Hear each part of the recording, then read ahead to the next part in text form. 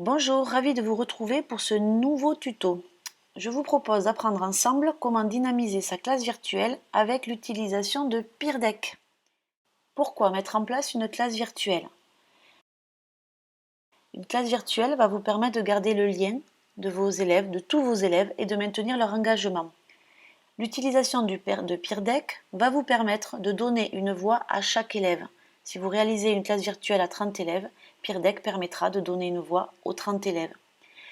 L'interactivité des diapositives va vous permettre de mobiliser l'attention de tous.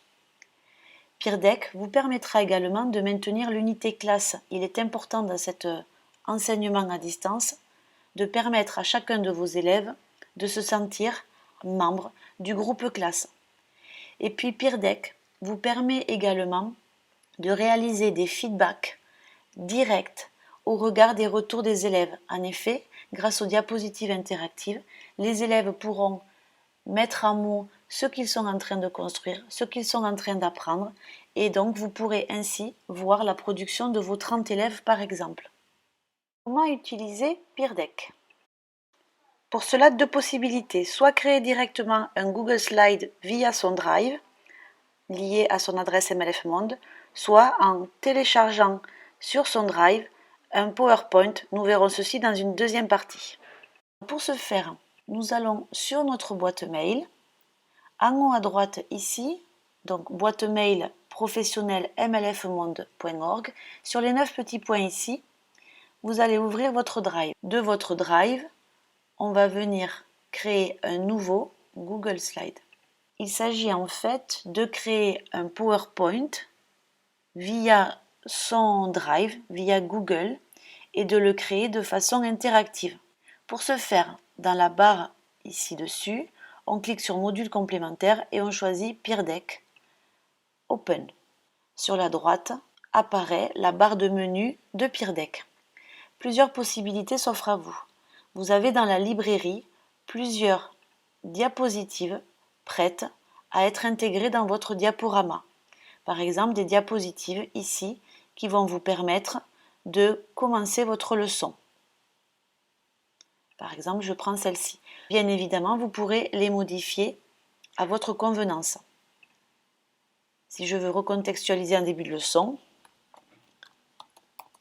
qu'avons-nous vu la séance précédente? Vous voyez ici que la diapositive est interactive avec la présence de la poire qui montre que les élèves auront à écrire leurs réponses. Je peux également utiliser des diapositives qui relèvent de l'émotionnel. En effet, il est important dans cet enseignement à distance, comme on se plaît souvent à le dire avec mes collègues Julie et Jérôme, de prendre la température émotionnelle de vos élèves. Pour ce faire, par exemple, je choisis cette diapo sur laquelle les élèves auront à placer une barre violette en fonction de leur état émotionnel. Vous avez également la possibilité de créer vos propres diapos. Je me mets ici sur la première diapo qui est vierge. Je reviens au début dans le menu et je vois ici que je vais pouvoir ajouter des consignes interactives.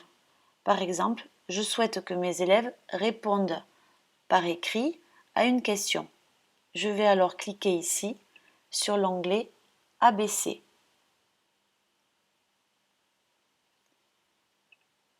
J'accepte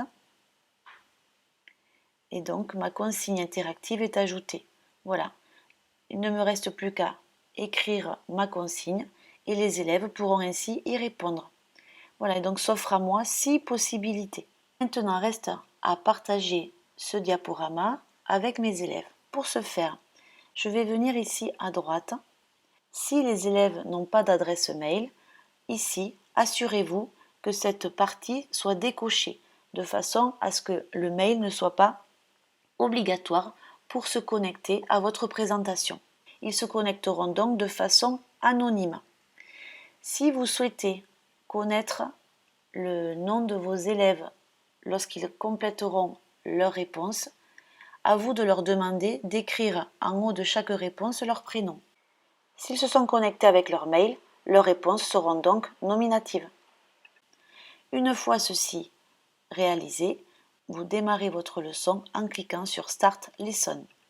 On clique ici de façon à ce que le professeur garde la main sur le déroulé dans un premier temps. Et nous allons cliquer ici sur le lien qui se copie automatiquement et nous communiquerons ce lien aux élèves.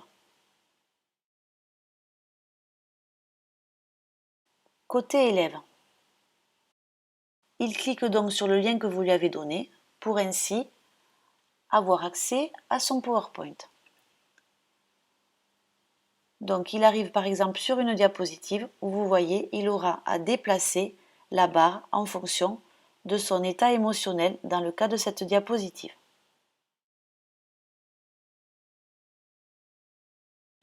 Côté professeur, dans un premier temps, nous n'avons pas donné la main aux élèves, c'est-à-dire que nous avons bloqué l'avancement autonome dans le diaporama. Il vous est possible, en cliquant ici sur les trois petits points, de donner la possibilité aux élèves de circuler librement dans le diaporama. Pour ce faire, nous allons sélectionner cette option. OK. L'élève pourra donc maintenant circuler librement dans le diaporama. Vous voyez ici une diapositive interactive où les élèves pourront dessiner, en changeant de couleur par exemple, pourront écrire du texte. C'est la diapositive interactive avec l'option dessiner. On va pouvoir également proposer aux élèves de déplacer ce petit point bleu en fonction d'une question que vous leur aurez posée, d'accord, pas d'accord. Voilà, et là on trouve une diapositive interactive avec du texte. Donc vous avez beaucoup de possibilités avec Peer Deck.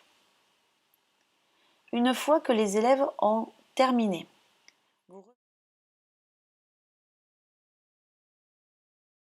vous revenez sur votre présentation. On va venir de nouveau cliquer sur les trois petits boutons et puis on va mettre fin à la session. Oui, je suis sûre que c'est terminé. Je vais donner par exemple un nom à cette session.